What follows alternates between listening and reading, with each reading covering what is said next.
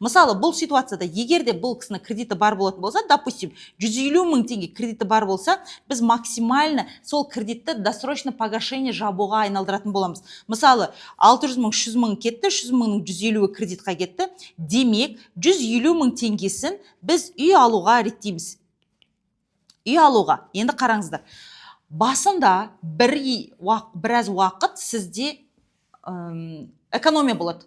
Артық дүние алмайсыз, артық киім алмайсыз, артық қыдырмайсыз. Өйткені бізде мақсат бар, 1-2 жылдың ішінде үй аламын деген. Но былай айтам мен көбінесе, 1-2 жыл как надо өмір сүреміз, чтоб 1-2 жылдан кейін как хочу өмір сүру үшін.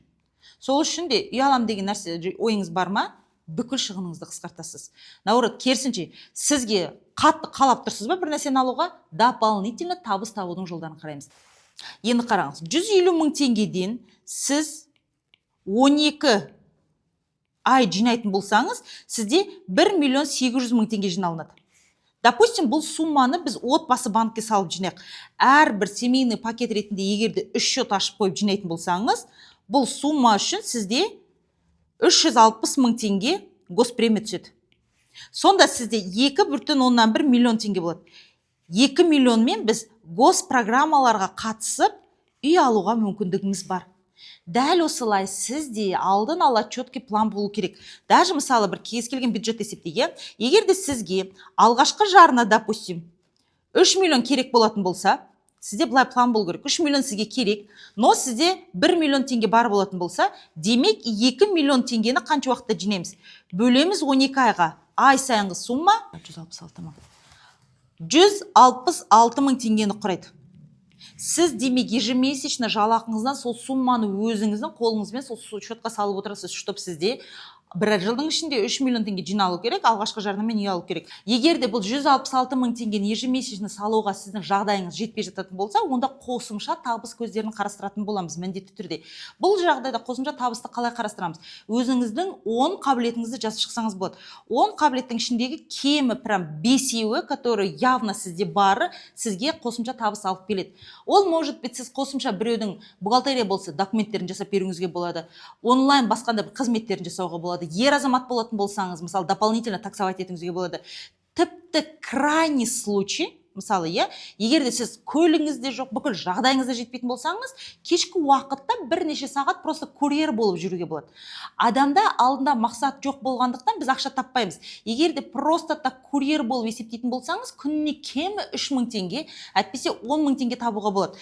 10 мың теңге күнделікті табатын болсаңыз, 365 күннің ішінде сіз 3 650 000 теңге табуға мүмкіндігіңіз бар.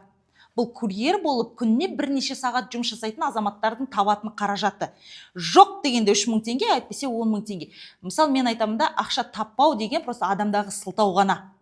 Сіз үй алам деген мақсатыңыз бар ма? Демек, өзіңіздің бюджетіңізді пландап, кірістеріңізді дұрыстап, шығыстарыңызды өзіңіздің бюджетіңізге ғана сәйкес етіп, ары қарай үйге қанша ақша керек, сол ақшаны ғана реттеп жинайтын боламыз. Өйткені біз сол аралықта кемі 6 айдың ішінде, атак 1 жылдың ішінде үй алуға әрекет жасауымыз қажет.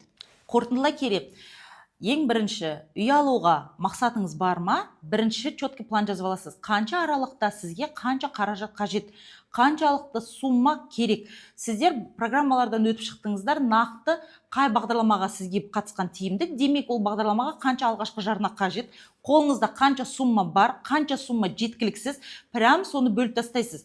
6 айға бөлетін болсаңыз, айны 250 000 теңге табатын болсаңыз, демек 250 000 қосымша табыс көзін қарастыру қажет. Демек 250 000 теңгені қосымша табыс басқа жақтан табудың жолдарын қарастырамыз. Максимально алдағы уақытта қосымша табыс көзі арқылы кредиттарымызды жауып тастаймыз. Но ескеріңіздер, именно ипотека рәсімдеймін деген ниетіңіз бар болатын болса, егер де кредитный нагрузкаңыз көп болған жағдайда, сіздерге кредит ипотека рәсімделмейді. Ал енді бізде келесі сабақ, ипотека кредит рәсімдеген кезде қандай түрмен рәсімдеуіміз керек, кредитіміз банктың қаншама пайыздық мөлшерлемесімен рәсімделінеді, және де банкке біз қалай алданып жүрміз, сол туралы келесі сабақта айтатын боламыз сіздерге.